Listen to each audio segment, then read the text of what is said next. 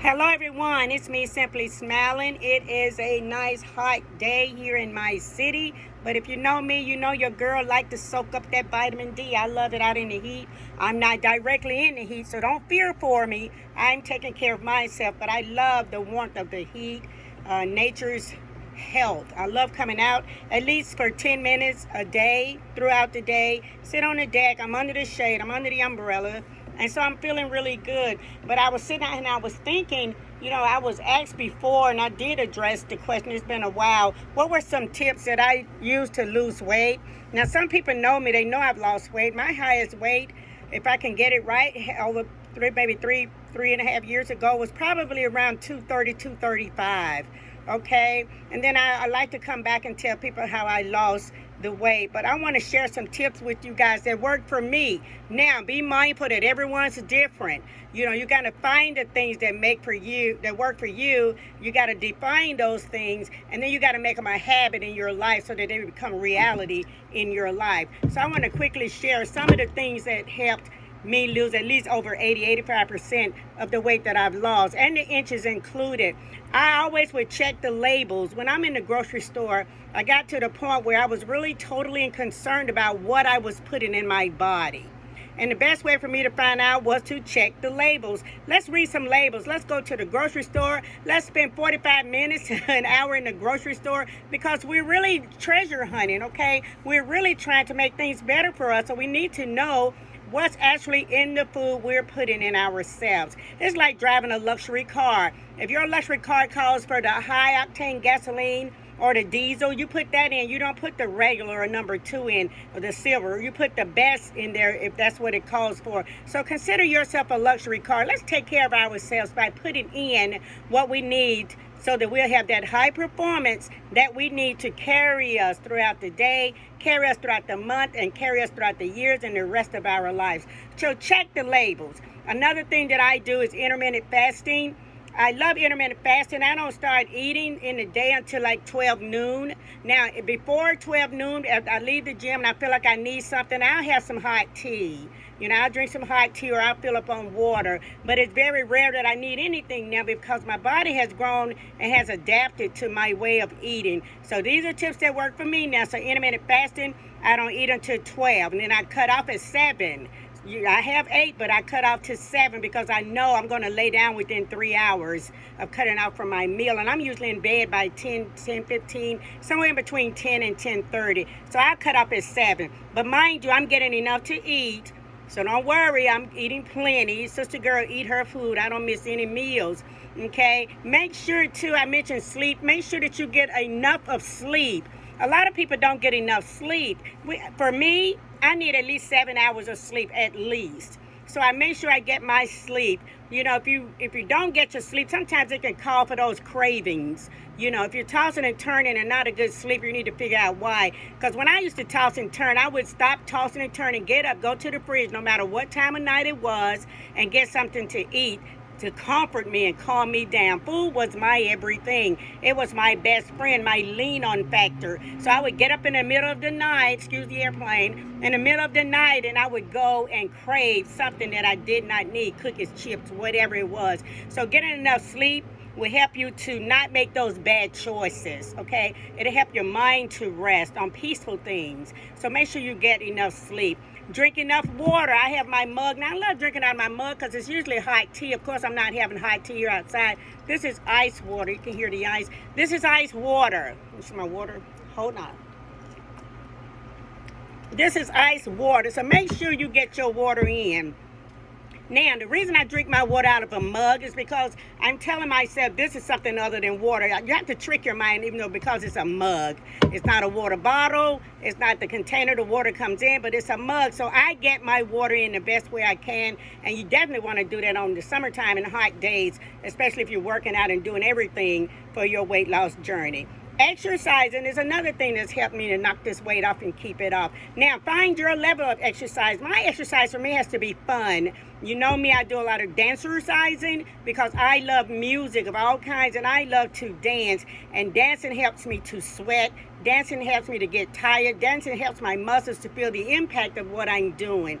So I dancercise. I remember going to the club back in the day. I was the first one on the dance floor. Oh my God, I would walk in dancing. Leave my sisters, I would walk in dancing. They knew if it was the right music. When we got there, I was going to be on the dance floor all day, all night, and I was. But I realized, oh my God, I am sweating up a storm in here. Sweated out my fresh look. I'm hot, I'm sweaty. So it works. It's just movement. Turn the music on, move the furniture, rearrange the furniture. I dance in the kitchen a lot because I have that open space there.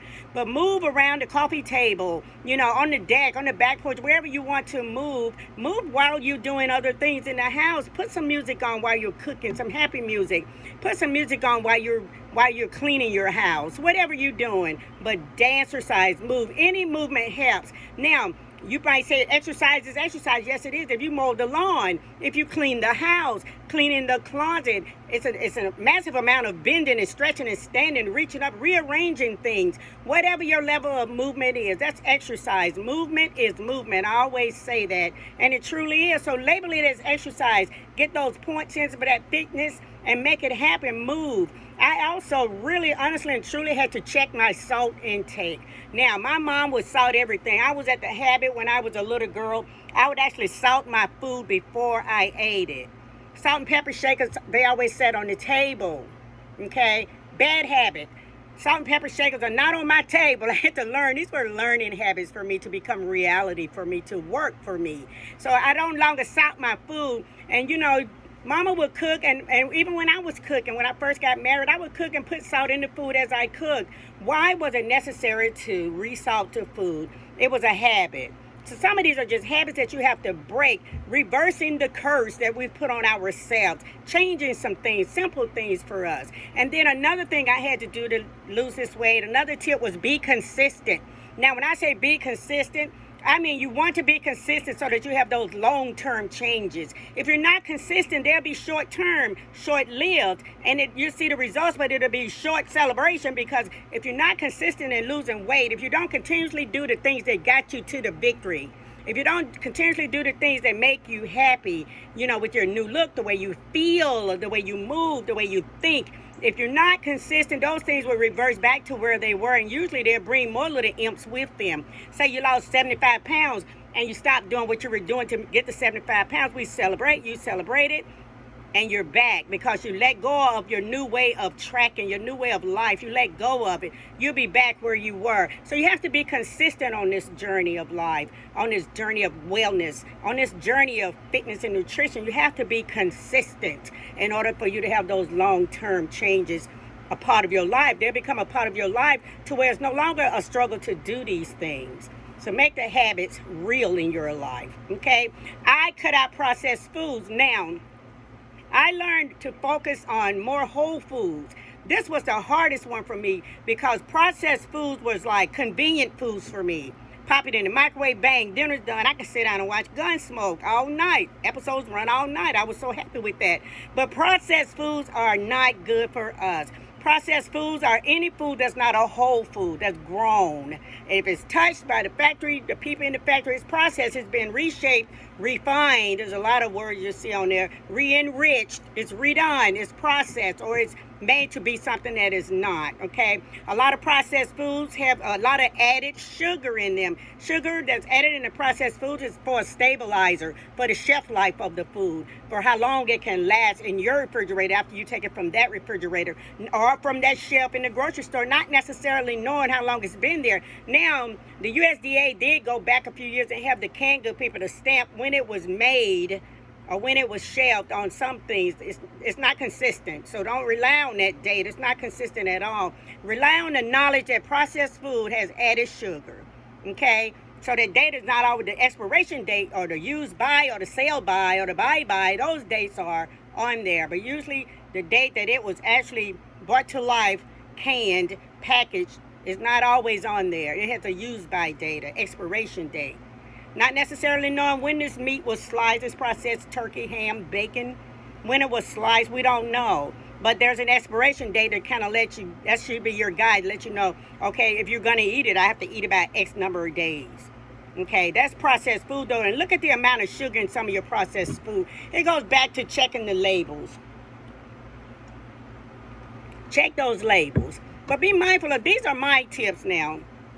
Everybody's made different. Okay, what works for me, what's good for the goose, it's not always good for the gander. What works for me may not work for you, but I hope some of my tips can help you because they really work. And these are things that I practice on a daily basis. I don't have to actually practice them because they've come a part of my healthy life regimen. They're me. This is Simply Smiling. This is what I do. I had to totally, this was a biggie for me as well. All of these were big for me because they came with a struggle. But don't you know your victory is in the struggle? Don't you give up in the struggle. Don't you throw in the towel. Liquid sugar, soda pop, juicy juice box, anything that is processed again with added sugar. These things have added sugar. Liquid sugar is the worst waste of calorie. The worst, if you're counting calories, the worst waste of energy. They slow you down. I'm not even a believer in like Gatorade, those drinks. What do you call those? Like fitness drinks that people say they gotta have. I'm not with those. Now some of them do have probiotics added to them. Okay, some of them do have polyphenols added to them. Okay, amino acids, things that we need for energy, strength, and balance. But always check that sugar. It's the sugar that gives it the life. So they say, but does not necessarily give you the life. Now, there's some good things in there. Find one that's good for you. I don't drink them, but you find one that works for you. Okay, if you got to have something other than water, you can always infuse your water. Okay, infused water. Put some, dice up some fruits and veggies in there. I know when I mentioned before when I'm juicing a melon that I cube the pulp. And I use those cubes as ice cubes. I have a tray that I bought just for that. And I cube those and I drop those in water. Now that's a good flavored water. Because I don't throw away anything. I find a reason to use the pulp. Amen. Don't waste anything. Groceries cost too much. But anyway, that's a great way to infuse your water and give it a refreshing taste, a refreshing flavor, refresh your energy. Okay. Be careful of refined carbs. Now, I know it's always a big thing on carbs. I posed a question here recently. Carbs, no, you don't have to cut out all your carbs. You do not have to do that. But the refined carbs, okay, like these kind, let me see, the refined carbs, what they mainly do is raise your blood sugar. I check my blood sugar. I got a little machine that does an EKG to work with, check my heart. I have a blood pressure pump. I have a whole clinic up in here because I check me and my husband on a regular basis. We have to do that, people. So you're not that shocked or that surprised if you go to the doctor and there's a spike in one of these areas. You'll know why. Crackers, okay, refined carbs, crackers, cake, cookies, fruit juice, any kind of baked goods. Okay, these all raise your blood sugar, you know, and so we know without a shadow of a doubt that's not good. Eat the good carbs, eat the whole carbs like fruits, okay, veggies, beans and lentils. Eat those carbs. They're better for you. They're better for the body. They give the body so much. The soluble fiber is in all your fruits and vegetables. So when you eat those, you feel full longer. I do. I can eat like a veggie plate for lunch, and then when dinner time comes, when I say dinner time, it's the time that the mistress sits down to eat, and I'm usually have him prepped and ready before 7 so that I can sit down with him and eat. If not, if he eats a little later and I'm not done, I'll go eat without him. Okay, and that's okay. Get it in when you can fit it in. Your health and wellness is your car to drive. It's up to you to make it happen, okay? But fruits and vegetables have that soluble fiber. Like I said, you feel full longer, like oats and let me see, Brussels sprouts, chickpeas, other beans. That's that good soluble fiber. When you full longer, you don't overeat. You don't snack. You don't crave. Okay? And then there's the biggie, protein. And we know we got to get our protein in. You know, it's always been a talk on protein. I read a lot of peer-reviewed studies on protein, and it sways sometimes because you get protein from animals, but you also get proteins from vegetables. A lot of vegetables have the same amount of protein as some meat. You do the study, you'll be surprised if you're not eating meat. Which, you know, I don't do a lot of that, but I will from time to time have chicken, and I found a fish that I like. It's called flounder. Okay, that's probably not even the best one. I don't even know, but I like the taste. Salmon did not work for me, neither did tuna. Neither did mackerel, neither did... And I like cod and halibut, the meatier, chunkier ones. I like those that come in little squares. You can cut them and dice them, and they're pretty on the plate. It's all about presentation for me. It's got to be good, but it's got to look right. Sometimes, because sometimes your ugly food is the good food. Right? Amen. But anyway, eat enough protein throughout your day. Add it to each meal if you can. It'll keep you fuller all day. It'll help you to manage those cravings that you may have from time to time. If it's a sugar craving, a snack craving, or whatever, it'll help you to maintain both the sugar craving and the snacking. If you can add protein to each meal that you eat, however many meals you eat. Another thing I had to learn to do when I was working, they would have us to like clock in and out for lunch. And lunch for me was at one job, well, the last job that I worked, it was an hour.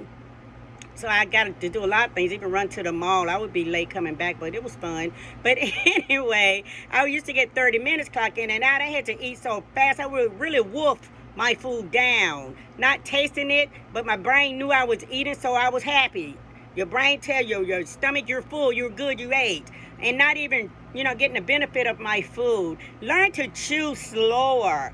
Not just slower, but thoroughly. Taste your food. Enjoy your food. Okay? And I had to learn on the 30-minute lunch. I started preparing and bringing my food as opposed to driving somewhere, calling in something, rushing to get it in 30 minutes, and then wolfing it down on the way back to the job, finishing it up at my desk as I started back working. So figure a way to eat slower, to chew slower. Okay? That'll help you as well. Okay? Another thing, you want to be mindful of what you're eating all the time. How do you do that? You track your progress. I tracked my progress in a journal. I tracked it. Track your progress on you can use like tracking apps. There was Lose It back in the day for me. There's My Fitness Pal. You can track your food. Okay? Okay? But pay attention to your weight when you're trying to lose weight. Not just the number, but the weight and the measurements. The measurements do matter as well. So make sure that you do that and try not to stress. When you stress, you bring about the weight in your midsection. That stomach area, you got to get that off. The best way for me was to meditate and, of course, show myself some self-care so that I was not stressing.